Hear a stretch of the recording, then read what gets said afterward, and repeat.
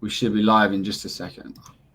Yeah, it's funny. It says Yeah. we've been live for almost 5 minutes already. Yeah, no, we're not though. We are live. So, hello everybody, and welcome back to episode 3 of Fulltime with Gaz and Celly. I'm joined with my good friend Celly today. How are you, buddy? I can't complain. It's funny being in America. You watch a West Ham game first thing in the morning. It's either going to start your day off right or it's not. And today it started off right, so I can't complain. It started off the most right, Right. if you want to get technical about it. So, West Ham, the game finished 3-1 to West Ham. Mhm. First of all, we'll talk about the lineup. What did Right. you make of the starting 11? There was, Um, what was it, one, two, Four changes. three, four changes. What do you think? Back line staying the same. After I got to thinking about it, it wasn't too much of a shock. You know, they only let one goal through last weekend, and even though there was some shocking moments to the defense, I think overall the manager saw enough to not change anything. Mhm. Still kind of curious why Balbuena doesn't get to start. Outside of that, as far as the changes, two of them are obvious. Obviously, I don't think you want to keep your 80 million pound players in Allaire and Anderson out. They came in today, did a pretty decent job. Anderson has some questionable moments, but we'll get into that later. Um, Mark Noble making his appearance on his 15-year anniversary with the club. Mhm. I think his selection was a no-brainer as well. Especially it helped the fact that Wilshire um, hasn't really been playing to expectations. And Yeah. then the last one was Yarmolenko. That one was probably the biggest head scratcher out of all of them. Not at the beginning of the game, not to really give anything away, but he hadn't really done anything too impressing in the appearances that he had been in to uh, have me want him in the starting lineup. Um, Especially with how Anderson played last weekend. So I guess my first question to you: do you think Antonio, with his performances in the last two second halves, do you think he has done enough to start either not just next game, but is that spot his now? So it's funny that you say that because before the game kicked off, I usually start most of my days talking with my dad. So I'll give him a call on Facebook Messenger or whatever. And he hadn't seen the lineup yet. And I said, I ran through the lineup. He sort of agreed with it. And going back to why Balbuena doesn't start, I think, if I'm correct, Pellegrini likes a left-footed player to play because I think Balbuena is right-footed or something like that. It's something to do with one of their feet, one of their Right. foots. Yeah. So I went through the lineup and I said there's four changes. I said Noble comes in, which we'll get to in a minute. Anderson comes back. Haller comes in for Chicharito, and I said and Yarmolenko starts, which in my opinion I was very excited about. Yeah. Yarmolenko is a player that I really like. He looks very slow and out of breath and unfit all the time, but he's very skillful and he's very tricky. Yeah. So for me, the first 45 minutes or whatever, Yarmolenko, he didn't he didn't really do a lot. Like if he had some nice passes, some nice interchanges and stuff, but he's not what we need. We have a lot of flair players in our team, Yeah. like Antonio, and the same happened last week when it was Snodgrass that was playing. Right, Snodgrass Right. started, Yeah. and um, we said at halftime we said that we would change Antonio for I believe it was Wilshere that eventually came off for Yeah. him. But Antonio, you need that type of player when you've got loads of players that are very integral and technical and stuff like that. You need somebody who's going to bring you that pace and power. And again, half time or 10 minutes after half time, Antonio comes on and the game changes for us completely. We look much more threatening going forward. Right. I believe going forward anyway, we had enough to sort of frighten Watford, but it changes completely when Antonio is on the pitch.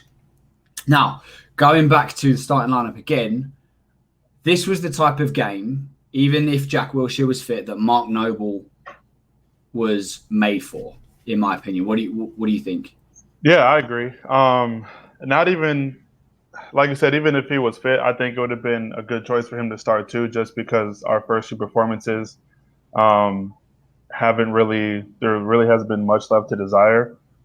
We've had our chances, not so much against Man City, but more so last weekend. But I think more so you want him on there for his voice. I mean, he's not really going to give you much offensively, but he will work harder than anybody else on the pitch, and he will have that voice. I believe when I don't believe Watford has scored just yet, but I think there was a moment where our defense didn't get back, or enough players that got back. And Mark Noble, they even said it on the broadcast that he was yelling at the players to get back, and I think that's what you miss when he doesn't play. Granted, in the first half, I don't think he really did outside of his penalty, which is always his to take. There's never really a question who's going to take the penalty.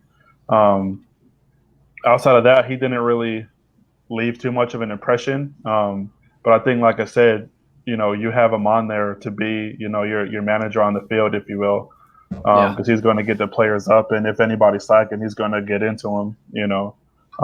So I think, we might have just missed that. Just not having a player to step up and be that voice. I agree completely, and as much as there is a discussion about Mark Noble, I was very pleased to see him on the team sheet today. I put a poll up on Hammer's poll the other day about about Jack Wilshere. Is Jack Wilshere not reaching his potential with West Ham or at Arsenal because he's consistently injured and he can no longer reach his potential, or does he not play at 100%? I personally believe that he doesn't play at 100% to avoid getting injured. But when he does play, Declan Rice, for me, is kind of left to try and anchor the midfield by himself. And today we didn't have that. Declan Rice had a lot of support today because of Mark Noble being on the field. Yeah, I agree. Sorry, not to cut you off. They were saying something very similar on the West Ham Way podcast this weekend, kind of in terms of whenever Declan Rice does get the captaincy armband, if he stays at the club long enough, it's eventually going to be his. They were saying it more so for last weekend of Ogbonna having the armband, and why it might have been confusing to some why Rice didn't have it. Mm-hmm. And ex-West Ham employee was saying something to the effect of he just doesn't have that voice yet. Like whenever you see or hear things about him, he's always goofing around. Not in a negative way, but he's just always having kind of the good time, and he's that guy you just want to be around. But on the pitch, he might not be that voice to, get into players, because he might be in like a little brother role, if you know what I'm saying. Nobody's going to question his effort, but at the same time, if somebody's not playing to their potential or whatever, is he going to be the person to try to pick him up? And they were saying until he finds that voice, he's probably not going to be the captain. But it's just something funny that or similar that they were saying as well. No, I agree 100%. He is definitely future West Ham captain potential if we can keep hold of him. Right. So 1 minute into the game, about a minute and 30 seconds into the game, we are awarded a penalty. Mm-hmm. So the ball's played out to the left-hand side of the pitch. It comes sort of into the box. Manuel Lanzini is doing his thing on the edge of the box, and he gets clipped. I can't remember the player that clipped him, but he clips him. He goes down. Is it a penalty for you, or? For me, no, it wasn't. I don't even think that. Well, I think it was just a benefit because he was getting really tricky with the ball. But I think to Watford's defense, if you will, Lanzini didn't really even look to play it anywhere because watching the replay, he's looking down at the ball. He's trying to get real cute, and then he gets contact. Can't really argue that, but he just goes down straight away instead of trying to find a service to maybe play through. Maybe give an advantage or something like that. But for me in that moment, it wasn't. What'd you think? I would agree. For me, I think he was looking for it. I'm not unhappy that it was awarded. Right. But I don't think there was any intention to play the ball into the box or anything like that. I think he was looking for the penalty. Yeah. But nevertheless, the penalty was given, and Mark Noble stepped up and very coolly put it away, as he does. Right. Yeah. So that makes it 1-0 to West Ham. So if I'm looking here, I'm going to look at my timeline real quick. So 3 minutes is when the official time for the penalty, and then there's an equaliser about 15 minutes later. I believe it was Andre Gray, right? Yeah. Yep. The captain in place of Deeney. Yeah, who I'm very happy did not play today. Yeah, because for some reason, I agree. For some reason, that bastard always scores against us. So yeah. But anyway, so Andre Gray was the goal scorer, and to be fair, it was a really, really good finish. It was a hard shot, hard and low shot from just outside just inside the 18-yard box or so. The defending for the goal though, and this happened quite a few times during the game, is the ball was played centrally because Watford play with a 4-2-2-2 formation. So it's basically like 6 players all in a line like this. Yeah. So the ball would be played to the back line, and they would wait for the counter-attacking midfielder or a striker to overlap. And that's exactly what happened. It happened about 3, 4, 5 times during the game, and that's how they got their goal. The ball was played in, and he hit the ball hard. No, it was a great finish. There wasn't really a lot Fabianski could do about it. And then after the goal went in, it kind of turned a little bit in Watford's favour, in my opinion. What do you think? Yeah, no, I agree. I know you and me had kind of talked about it a little bit beforehand. With the way their formation is, with the 2, you have the back line, then you have 2 central defenders, and then the 2 wingers, 2 strikers. So it's kind of like a diamond, if you will. But one thing that I noticed, and it was even evident last week too, whenever they played it towards the edge of the box or the end of the pitch towards the touchline, the right back or the left back, whether it be Masuaku or Fredericks, just kind of they got swallowed into the play in the middle and left the wingers or the attacker, whoever the case may be, out on the edge wide open. You know, they had all the time to either select a shot or somebody to try to pick out a pass to. And I think today we were lucky that maybe a Troy Deeney wasn't playing because, with him being tied for Golden Boot last year, he would have put 1, maybe even 2 of those away. So the scoreline might have been very different, with as much as he loves to score against us and as bad as our defending has been lately. Granted, we've only given up, 2 goals in the last 2 games. I think he would have been all over it. But to that effect too, I was kind of curious to get your take on the defense specifically, the back 4. When watching the game, you can kind of see how there are gaps either running down the middle or off to the sides. Do you think if just a casual player, if they're looking at just a scoreline, that they wouldn't understand completely what we were talking about by kind of a bad defense? Do you mean like from if a neutral was looking at the game and it was a 3-1 scoreline to West Ham? Do you mean would the neutral think that West Ham defended well, or is that what you're asking me? Yeah, pretty much. Yeah, without watching the game. Without watching the game, I would assume so. If you look at any scoreline and you will automatically kind of have a picture in your head of what the scoreline or how the game unfolded. Right. But for me, watching the game, or for anybody that watched the game, I still think that our defense is the weakest area. Mm-hmm.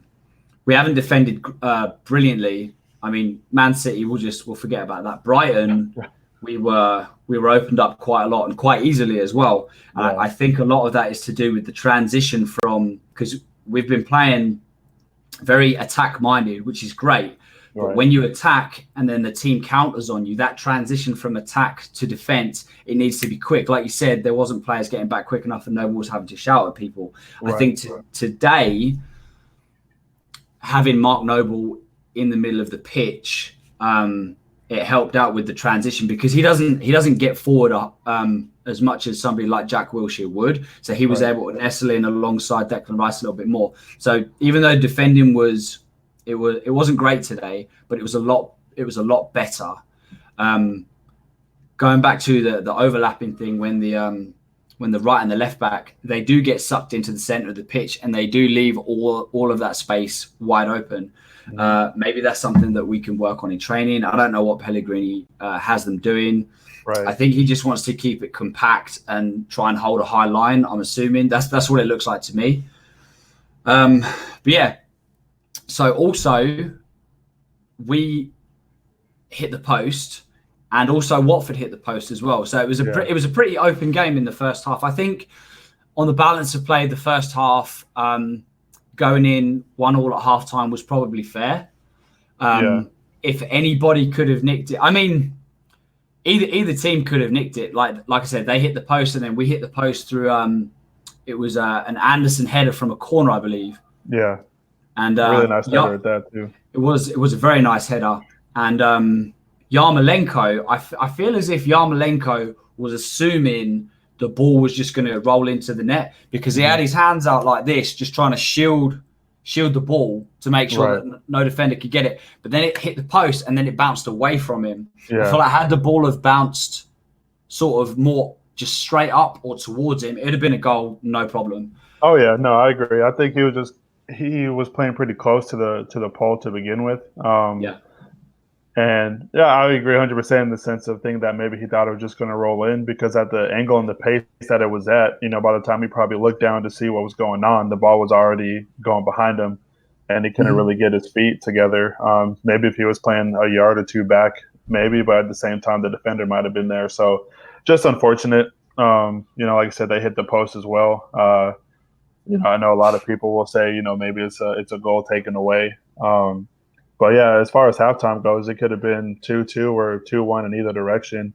These are the type of games that, and even in the second half, I know Heller finally got on the score sheet twice, which is really nice to see, especially a second goal. But Watford still had chances too in the second half, and I think this is one of those games that fans definitely got their money's worth. Which, surprisingly, with it being the third game of the season, Watford couldn't really fill their stadium. But it is what it is. But yeah, I think all in all, if anybody would have asked you, 2 of your 3 first games are on the road and you'll come out of it with 4 points, would you have? I know you probably would have taken it, but would you have believed that would have been the case, seeing as who we were playing? Well, I think it's more of 6 points out of 3 games, because personally, I didn't believe we were going to get anything out of the City game. Brighton, they're one of those teams that we just seem to struggle against for some reason. So I would have been very happy with a point there, and definitely 3 points out of this game. So 4 points, if it was offered to me, yeah, definitely I'd have taken it. I'd have bit your arm off for it, actually.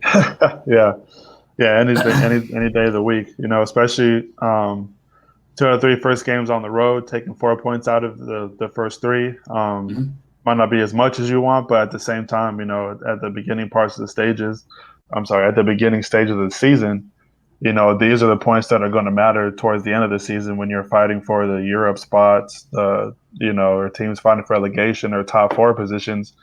Everybody, likes to say that the games towards the end are the ones that matter. It's these ones at the beginning where teams are still trying to find their fitness and cohesiveness.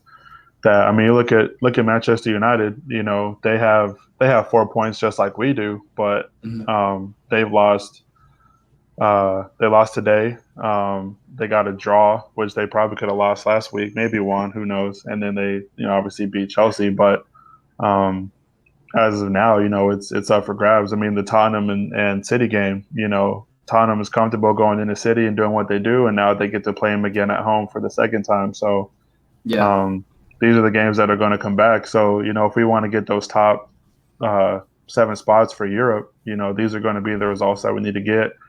And these are the teams that we're going to be needing to fight against. Because Watford are not shit. No. Watford have some very, very good players. That Deulofeu, I was talking to you, was it yesterday or halftime today about Deulofeu, man? And Deulofeu, he's I believe he was on. Wasn't he on loan at Everton a couple of seasons ago? Yeah. And then he signed permanently for Watford. He's a player that I wish we'd have looked at because he is very, very good, and he's annoyingly good. If that makes any sense. Yeah, he's a very confident player. You can definitely see it today. There are moments where he was trying to take it over because I don't think there were. He's like, well, if nobody else is going to do it, then I'm gonna just go ahead and try to do it. And he easily could have, been man of the match, could have had a hat trick or multiple goal game. But yeah, I agree. He was a pest for sure. Yep, 100% agree. So we go in halftime 1-1, and I think it was fairly obvious that there was going to be a substitution made pretty quickly. I thought it was going to be done at halftime, but Pellegrini waited for 10 minutes. So it was Yarmolenko came off and Michail Antonio came on. And as soon as he came on, he was involved basically straight away. Right away, there was a ball that was played through. It was a one-on-one with him and Ben Foster. Mm-hmm. And Ben Foster, he made a very big decision to come all the way. I mean, it wasn't a big decision. It was an easy decision for him. Yeah. He didn't really have a lot of choice. Antonio had left the defenders for dead. So Antonio had got his foot to the ball. The ball had come out towards Anderson. And Ben Foster, this is the decision that I really, really enjoyed. As much as I wanted Anderson to lob the ball over him or whatever like that, I feel like the decision that Ben Foster made Felipe Anderson shit himself a little bit because I believe he bottled that. I believe if he really wanted it, if that had been anybody else, if that had been Antonio coming onto the ball where the keeper was coming onto it, he'd have rounded him and probably actually put it over the bar. But what a piece of goalkeeping that was by Ben Foster. Oh yeah, 100%. I think they'd even mentioned in the game that he has the most saves recorded by any goalkeeper since the Premier League started tracking saves by keepers.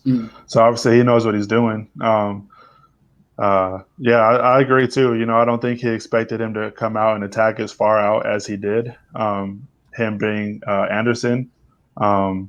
Because I think he knew in his mind what he wanted to do, but he just wasn't able to do it. Just lucky enough for us, it didn't come back to haunt us, either without, that possible goal needed or them going on the counter and scoring. But yeah, he came on and got into it right away, stuck in, as they say. So I think, he's done that last game too. The whole tempo of the game changed when he came on. So I think from this game forward, next game forward, he has definitely earned that starting spot across from Anderson with Lanzini in the middle. I think be a very scary attacking four. Yeah, I 100% agree. Antonio is definitely an asset to and that's why teams like Crystal Palace were looking at him as well. And I'm very glad that we didn't sell him. Yeah. So speaking of Anderson, after he bottled that challenge with Ben Foster, he was directly involved with, as we called it, Sebastian Haller's first goal in the Premier League and for West Ham United. Yeah. So the ball was played through into the left-hand side of the box. Anderson took it to the byline, squared the ball across. I feel like it was fortunate for the ball to get through as many players as it did. Yeah. But nevertheless, the ball found its way to Haller, and he was there to tap in for his first goal. What did you make of that?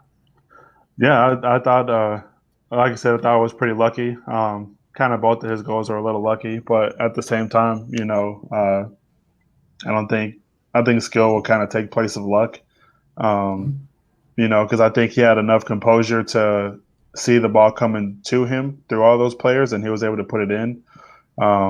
Because we saw the same thing on the other end where Maguire had an easy tap in and roofed it almost out the stadium for what would have been. You're on about not Maguire. You're on about Will Hughes. Hughes, yeah. Hughes, Will Hughes. Fortunately for us, that didn't happen. But I was happy for him. I think he got the monkey off his shoulders. In a sense, essentially with it being a second game, I don't think there was really any big worry about him not scoring. I think the first game, like I said, against City is whatever. I think most people expected him to start scoring after that game anyways. his second goal with the overhead flick was pretty sweet, especially with him being that close and him not skying it was really good to see. And the fact that he's a big dude as well. Yeah, yeah, It's usually the small little players that are quite agile like that. yeah, Wait, yeah, is that the right word? yeah. Agile. Yeah, I would use it. Acrobatic was the word I was looking for. I'm sorry. No, Yeah, yeah, it's usually players like Lanzini, like the smaller players that can turn on the sixpence that are quite. I'm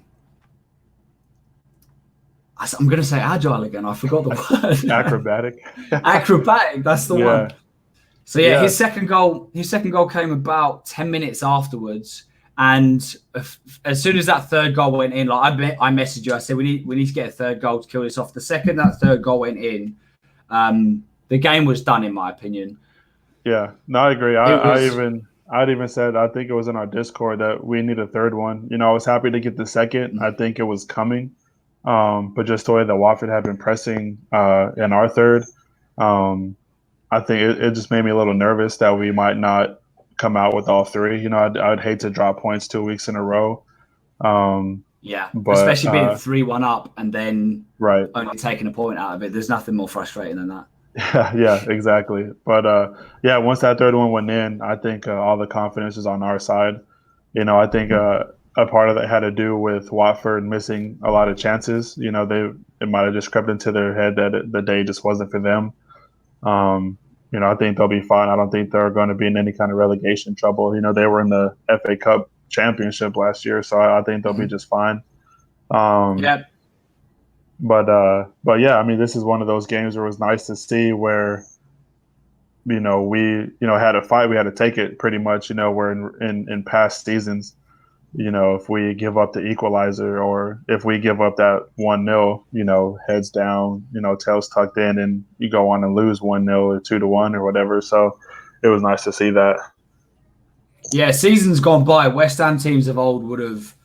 If we'd have conceded a second goal, we'd have gone on to draw that game easy. Mm-hmm. And it was nice to see a bit of control and game management. And speaking of game management, Fornals came on for Lanzini, and then Sanchez came on for who did he come on for? Anderson, I think. Yeah, it was Anderson. No, Now no, I'm not Fornals good. came off for Anderson, didn't he? I mean, it was one of the two. Yeah, Yeah. So right. no, yeah, it was Fornals came on for Anderson, and then Sanchez came on for Lanzini. I'm not going to lie. Whenever I see Carlos Sanchez on the touchline waiting to come on, I get really emotional. I get depressed. I'm like, for I get fuck's sake. nervous. Yeah. Yeah, I get nervous too. But in his defense, I'm pretty sure he was put there to shore up the midfield to sit in a three with Noble and Rice. Yeah. Yeah. And he didn't put a foot wrong in his defense. He didn't put a foot wrong at all. I thought he looked very comfortable on the ball. Maybe the words Pellegrini said about him the other day, being an important player for the club, really, really helped him. And maybe he didn't really have a lot to do as well because the wind had been knocked out of Watford's sails, as they say. Right. So it was just down to a bit of game management. Then just see it out. Yeah. No, I agree. It was definitely a defensive substitution, which I think was a smart decision. And not only just that, but Lanzini had been knocked around a little bit in the game, so you don't want him to pick up anything late. Especially when the game was kind of already in hand. Because people might have been asking, well, why don't you sub him? For this or whatever. No need to keep him on. But yeah, I mean, he didn't really do anything that you left scratching your head with. So that was good to see. And it was kind of funny too, because like you said, you get a little emotional about it. I went on Twitter to see, when the team had announced it. The very first comment was, "Now we're going to lose 4-3." It just made me laugh because not only would that have been depressing, but it would have had to been 3 goals to Watford in about 10 minutes, and that would have sucked for sure. It definitely would have. But yeah, I mean, the last 2 games, he's, I know you put it on your post too on your Twitter page. Was Pellegrini saying that about Sanchez to kind of build up his confidence because we were slating him, or was it just because he actually believes in him? And I think whatever the case may be, Sanchez probably took that to heart that hey he actually backs me even though literally everybody in the stadium doesn't want to see me touch the ground. So I think that goes a long way as well. Yeah, I would agree with that too. Who do you think who do you have as man of the match? And we'll ask everybody in the chat as well. If you could type in who your man of the match would be, that would be great, and I'll put them up on the little stream. So who's your man of the match? I think the obvious one is going to be Haller. 2 goals, especially in the second half. The equalizer or not the equalizer. I'm sorry, the game winner essentially, and then the one that put the game away. Plus, he just had a really solid performance all game. There was a run that he had in the first half where he could have been knocked down, but he just kind of stayed up on his feet. Almost had a goal. But I think you could also make arguments for Mark Noble because obviously the team played 180 degrees different from last week with him in there. And I think the third one you could say, I had it in my head. I can't remember who it was. Antonio, because of the way the game changed when he came on. I think that goes a long way. Even though he cracked me up, he had a pass into the box that he probably just could have hit him with his foot, but he went down for a for a diving header because he knows he can't score unless it's with his head. Yeah. So those would be my picks. I think Haller for sure, probably man of the match for me. But you could also make cases for Noble and Antonio in my case by yourself. So I thought Lanzini had a good game. Yeah. Noble had a very good game.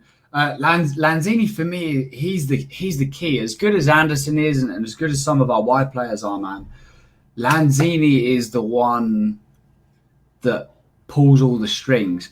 I'm not going to give him man of the match today. I'm going to give my man of the match is going to be Sebastian Haller, and it's not because he scored 2 goals. A lot of times, like if somebody scores a hat trick, they'll automatically get the match ball, even if they've done nothing for except score those 3 goals. Do you know what I mean? Right. It's like sounds like I'm saying that like scoring 3 goals isn't like a big deal. It is, but like. Yeah. There are other players behind the scenes that pull the strings for you to get that hat trick. So for me, Sebastian Haller gets my man of the match today, and it's not because of his 2 goals. It's because of his the way he plays, man. He sucks people into the game with him. He has very, very good feet. Yeah. His passing is surprisingly good too. For somebody as big as him, his passing is fantastic. But the thing that I love about Sebastian Haller is his game awareness. He knows roughly where the people are. Oh, that was my shoulder. I don't know if you heard that. Yeah. That was a crack. He knows where people is going to be. So he knows that if he has his back to goal, he knows that Lanzini's going to be over here or Anderson's going to be over there. So for me, he gets my man of the match today. And we have... no, go on. So I have a question too. So Lanzini, he's played so far pretty well. I think preseason and into the 3 games into the Premier League. Do you think his move from the wing to central attack has anything to do with that? That he maybe can play a little bit more free, or he can showcase his skills more? Because I noticed he's played behind Haller. Or at least behind the striker for the past, since the season has started. Do you think that might have anything to do with his improved play? I do, because I feel like Lanzini's best position is not out on the left. I think his best position is behind the striker to be the actual centre attacking midfielder. The benefit of what we have though is that we have Fornals, Antonio, Lanzini, and Anderson, who can kind of all play anywhere across that front 3. Assuming we're going to play 4-2-3-1 the whole season with 1 striker, all of those players can play in any of those positions. But for me personally, I feel like Lanzini is best suited in the centre of the pitch because he can have more touches on the ball. He can influence the speed of play a little bit more and what goes where. But the interchanging stuff is really nice too. Yeah, no, it was good to see, and I think kind of what you were saying too. He can see more of the field, with his left and right instead of being so dedicated to one side where he can only see kind of what's in front of him. That might not be the best way to phrase it, but um, I think, like I said earlier, he's just able to showcase a bit more of what he can do when he's playing in the middle. Plus, he's not bad with the ball, with the shot either. So that's a plus. So, reading this comment right here from Keith Pimer. I hope I pronounced your last name correctly. It says, "I live a few miles from the London Stadium and can't watch the away games, but people can live the other side of the world and can watch the game live. How frustrating is that?" Yeah, I would get really pissed off about that too, and I apologize that you feel or that you're doing that. There are a lot of ways that you could watch the game though. If you have a smart TV, like a Roku TV or anything like that, you can subscribe to what do we watch it on? We watch it on NBC, right? We watched on NBC, yeah. But if he was going to Yeah. watch that in England, he'd have to have a VPN because you can only watch those in the US. I don't think that's because since NBC is like specifically for Yeah. the US, they kind of be like trying to watch Sky here in the States. It just wouldn't happen unless you had a VPN. Yeah. But So Reddit streams are probably the best way to go, to be honest.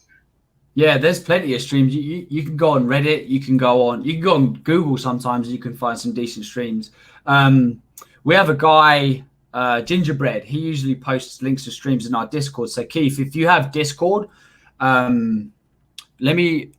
I don't have a link actually because I think I uninstalled Discord from my desktop. I have it on my phone though. Do you have Discord up on your No, I don't. tablet? You don't?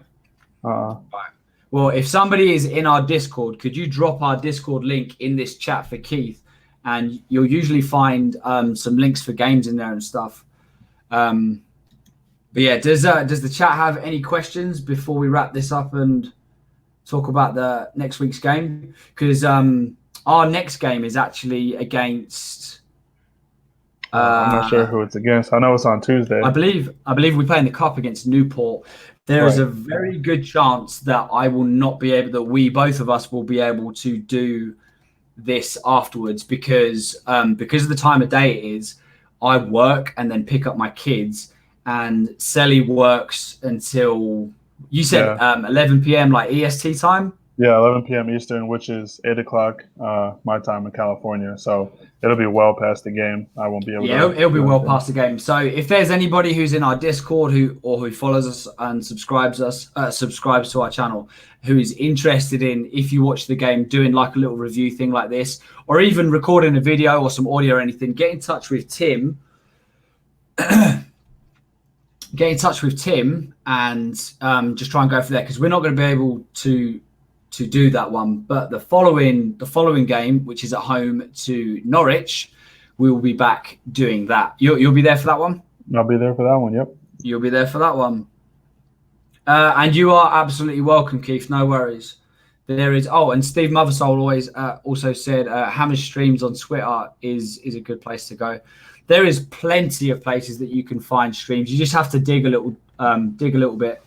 But they're all over the internet. Now, I'm not condoning that you illegally watch. You got to do what you got to do. Yeah, you have to do what you have to do. It comes to show, especially when you live right there next to the stadium. It's kind of silly that you can't watch it. Yeah, that is kind of annoying. I'm not going to lie.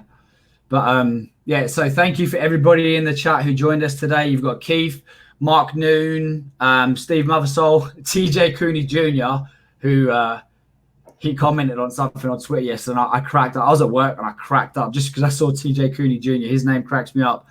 Penny Norris is in here. Saw him. Neil's in here as always. Scott Davis. Yeah, he doesn't. He was in Hammer's chat as well. I saw you in there. I was waiting for them to go offline as well. I see Neil in here, the fucker. Tim's in here. Scott Davis was in here. Hello, Scott. Hello, Tim. Who else have we got in here? I'm trying to scroll back up a little bit. I do actually have one question before we do go. Okay. So with the Cup game, obviously Hernandez was in the team. I believe he was sick, caught a bug, or whatever the case may be. And I think it's not a big enough game for Haller to start. Do you think we finally see the debut of Ajeti for this one? That is a great question, actually. And I thought, to be honest, with no Hernandez on the bench, which is actually really strange. We didn't mention that in our little chat. So sorry, Chicha. Guess we overlooked you. I thought we were going to see a little bit of him today, to be honest. I think had Haller not had 2 goals with the possibility of a hat-trick, I feel like he may have come on. But definitely the game against Newport will probably see our first glimpse of Ajeti, and I'm very excited to see what he's like. And I'm going to say it right now on stream. He's going to score. Yeah, he's going to score his first goal, easy. Yeah, I agree. It's always funny how in these cup games we always get the away game. The smaller clubs. People like to make fun of West Ham being a small club. But it's always the Wimbledons and whatever the case may be. You never get to play them at home, but yeah, it is what it is. Regardless, you got to still go out and play who you play. So I'm sure I'll come out with the win. Not too concerned over it. Yeah. Speaking of going back to Keith's point earlier about the games and stuff, I'm pretty sure that the game against Newport is going to be on Sky because they're expecting a giant killing. So if you do have Sky or you know somebody that has Sky, you could probably buy them a couple of beers or a jar of coffee or something, right? And some biscuits and go over their house. But yeah, so thanks everybody for joining today. This was a lot of fun, and let me know what you think about the new little graphic layout that we have. I hope it took me a minute to figure out which direction it was going to go, but hopefully everybody likes it. So yeah, until the next game. Come on, you Irons.